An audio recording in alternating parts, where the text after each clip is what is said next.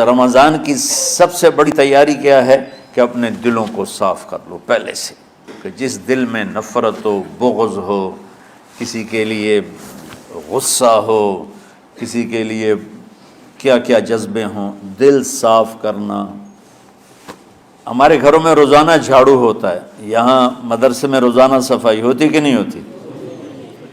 چونکہ دنیا کی اصل گندگی ہے تو جھاڑو ہاتھ سے نہیں چھوٹ سکتا۔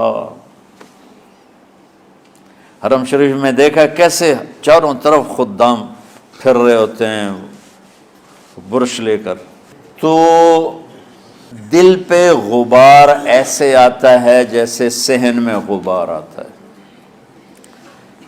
دل پہ گندگی ایسے آتی ہے جیسے صحن میں آتی ہے۔ تو ہم نے نظام بنایا ہوا ہے، لوگ وہ کر رہے ہیں، وہ روزانہ جھاڑو دیتے ہیں۔ تمہارا دل ایک آنگن ہے، ایک صحن ہے، اس میں بغض، نفرت، حسد، پتہ نہیں کیا کیا گندگیاں آئیں گی اور آتی رہیں گی۔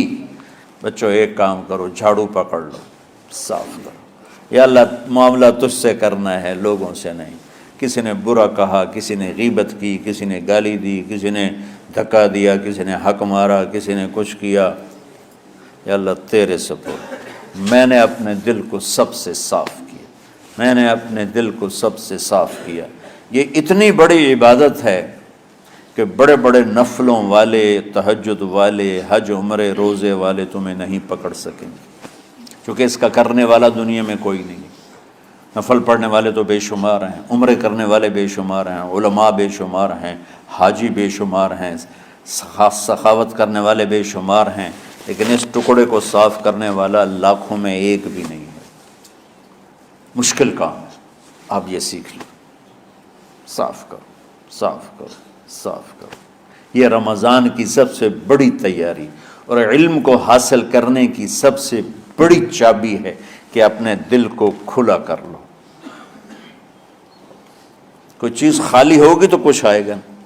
جس دل میں بغض بھرا ہو، نفرت بھری ہو، حسد بھرا ہو، کینہ بھرا ہو، اس میں خاک آئے، اس میں تو علم کی ایک کرن بھی نہیں آئے گی۔ اس زبان سے چاہے جتنے مرضی موتی بکھیرے، دل اس کا اندھا ہوگا۔ لا تعمى الابصار ولكن تعمى القلوب التي في الصدور۔ یہ آنکھوں سے اندھے نہیں، دل سے اندھے ہیں۔ تو بچوں اپنے دل کو صاف کرنا سیکھو۔ وہ کتنی مشہور حدیث ہے، آپ نے کہا اس دروازے سے ایک جنتی آ رہا ہے، تو ایک انصاری صحابی داخل ہوئے، جوتا ہاتھ میں، داڑھی میں وضو کا پانی۔ اگلے دن اس دروازے سے ایک جنتی آ رہا ہے، تو ایک صحابی آئے، ہاتھ میں جوتا، داڑھی میں وضو کا پانی، وہی صحابی۔ اگلے دن اس دروازے سے ایک جنتی آ رہا ہے، تو وہی صحابی 3 دن جنت کی بشارت لی۔ اس صحابہ کی جماعت میں ایک شخص ہیں جن کا نام ہے عبداللہ بن عمرو بن عاص۔ ان سے بڑا عبادت گزار صحابہ میں کوئی نہیں تھا، نہ سابقین میں نہ متاخرین میں، نہ پہلوں میں نہ بعد والوں میں۔ ان کی عبادت کیا تھی؟ ساری رات جاگنا، سارے دن کا روزہ، اور ایک ختم قرآن صبح سے شام تک۔ اتنی اللہ نے طاقت دی تھی۔ پھر وہ غلو والی بات آ گئی، ایکسٹریم ہونے والی بات آ گئی۔ ان کی شادی والی رات حجلہ عروسی میں داخل ہو رہے ہیں، دلہن کے کمرے میں داخل ہو رہے ہیں، اور مصلی بچھا کے اللہ اکبر، اور دیر نفل تے نفل، دیر نفل تے نفل۔ تو ان کی بیگم نے دیکھا تو وہ بھی خیر کا زمانہ تھا، انہوں نے بھی وضو کیا اور پیچھے مصلی بچھا کے وہ بھی فجر تک نفل پڑھتے رہے۔ صبح ہوئی تو حضرت عمر بن عاص رضی اللہ عنہ نے پوچھا بیٹی رات کیسی گزری؟ کہا جی ماشاءاللہ آپ کے بیٹے تو بڑے عبادت گزار ہیں، ساری رات نفلوں میں ہی گزری۔ تو وہ ان کو شکایت کر دی۔ حضرت عمر بن عاص کو اتنا غصہ چڑھا، بیٹے کو تو کچھ نہیں کہا، کتنی حکمت کی بات ہے، سیدھے گئے اللہ کے نبی کے پاس، یا رسول اللہ یہ عبداللہ دیکھیں کیسا نادان ہے، اس کی شادی کی ساری رات نفل پڑھتا رہا۔ تو آپ کہتے ہیں ماشاءاللہ ماشاءاللہ کتنی بڑی بات ہے۔ نفلوں میں گزر گئی، رات بھی نفلوں میں گزر گئی۔ تو آپ نے حضرت عبداللہ بن عمر کو بلا کے ڈانٹا کہ تو نے مہینے میں 3 دن روزے رکھنے ہیں، بس اس سے زیادہ نہیں رکھنے، اور ہفتے میں 1 قرآن ختم کرنا ہے۔ کہا یا رسول اللہ میرے اندر طاقت زیادہ ہے۔ پھر اچھا 15 دن روزے رکھنے، کہ نہیں میرے اندر طاقت زیادہ ہے۔ آپ اس کو تھوڑا تھوڑا کر کے گھٹاتے رہے، اور وہ ہر دفعہ نہیں یا رسول اللہ میرے اندر طاقت زیادہ ہے۔ تو آخر میں آپ نے کہا اچھا چلو صوم داؤدی پہ آ جاؤ، 1 دن روزہ رکھو، 1 دن افطار کرو، اور 3 دن سے پہلے قرآن ختم نہیں کرنا۔ تو آپ نے اس کو پیچھے کیا۔ یہ بیٹھے تھے اس محفل میں، ان کے دل میں آیا کیا یہ بزرگ مجھ سے زیادہ عبادت کرتا؟ رات میں ساری جاگتا ہوں، دن روزہ رکھتا ہوں، 1 ختم کرتا ہوں، تو جنت کی بشارت تو مجھے ملنی چاہیے تھی، ان کو کیسے مل رہی؟ یہ کسی کتاب میں نہیں لکھا کہ یہ ان کا جذبہ تھا، لیکن جو کہ میں ان کی سیرت کو جانتا ہوں تو مجھے خیال آتا ہے کہ ان کی نفسیات میں یہ بات آئی ہوگی، چونکہ صرف انہی کو خیال آیا کہ میں جا کے دیکھتا ہوں کہ یہ بزرگ کیا کرتے ہیں۔ تو ان کے پاس پہنچ گئے، چاچا ذرا، وہ ادھیڑ عمر تھے، چاچا وہ میرے ابا تھوڑے ناراض ہیں، تو کچھ دن آپ کے پاس گزار لوں؟ کہ بیٹا بسم اللہ آ جاؤ۔ اب رات ہوتے ہی عشاء کی نماز پڑھ کے انہوں نے جلدی سے چادر اوپر لی اور یوں سراغ کر کے ان چاچا کو دیکھنے لگے ایسے کر کہ اب یہ کیا ساری رات سجدہ کرے گا، اور ساری رات روتے روتے روتے روتے مصلی گیلا ہو جائے گا، یا ساری رات رکوع کرے گا، ساری رات قیام کرے گا، ساری رات قرآن پڑھے گا، اس تصور سے یوں دیکھ رہے۔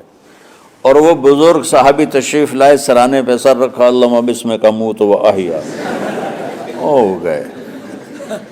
اب یہ دیکھ رہے ہیں ابھی اٹھیں گے، ابھی اٹھیں گے، ابھی اٹھیں گے، اٹھے نا، فجر کی اذان پہ اٹھے۔ اب یہ تو حیران پریشان ہو گئے کہ یہ کیا ہو؟ اس زمانے میں تو منافق تہجد نہیں چھوڑتے تھے ڈر کے مارے کہ پتہ نہ چل جائے ہمارے کفر کا۔ تو یہ چاچا جنت بھی لے گیا تو ستا بھی پیا کہ چلو کل دیکھوں گا۔ اگلی رات پھر چادر سر پہ کر کے اور یوں سوراخ کر کے لیٹے ہوئے اور دیکھ رہے۔ چاچا پھر تشریف لائے اور سرانے پہ سر رکھا، اللہم بسمک اموت و احیا، ہو گئے۔ فجر کی اذان پہ اٹھے، یہ اور پریشان ہو گئے کہ میرا نبی کا فرمان تو سچا ہے، اس میں تو شک بھی کفر ہے، لیکن عمل کیا ہے جس پر اس کو جنت کی بشارت ملی؟ 2 رکعت نفل بھی نہیں۔ اور آج کے دور میں تم میں سے ماشاءاللہ اکثر بچے تہجد پڑھتے ہیں کہ 1 رات اور دیکھوں گا، تیسری رات اللہم بسمک اموت و احیا، ہو گئی ساری رات۔ تو تیسری رات پھٹ پڑے عبداللہ بن عمر، کہنے لگے چاچا میری ابا سے کوئی لڑائی نہیں تھی، 3 دن میں تیرے بارے میں سنتا رہا، جنتی جنتی جنتی۔ میں دیکھنے آیا تھا کہ آپ کیا کرتے ہیں، آپ تو کچھ بھی نہیں کرتے ہو، ساری رات سوتے رہتے ہو، اب کیا کرتے ہو؟ انہوں نے کہا بیٹا یہی ہے جو تم نے دیکھا ہے۔ اب ان کو سمجھ میں نہیں آ رہا کہ یہ جوڑ کیسے بٹھاؤں، ادھر جنت کی بشارت، ادھر ساری رات خراٹے، اب یہ اس میں جوڑ کیسے بٹھاؤں، کیونکہ نبی کی بات تو غلط ہو نہیں سکتی۔ تو اب وہ نا ایسے نا بڑے بے دل سے ہو کر واپس مڑے، پتہ نہیں کی چکر ہوئے گی کوئی گل۔ جب وہ دروازے تک پہنچے تو کہنے لگے بیٹا ادھر آنا، واپس آ گئے۔ کہا میں تمہیں اصل راز کی بات بتاتا ہوں۔ کہا کیا ہے کیا ہے؟ تو یہاں ہاتھ رکھا، کہا یہ جو دل ہے نا اس میں کسی انسان کی نفرت نہیں۔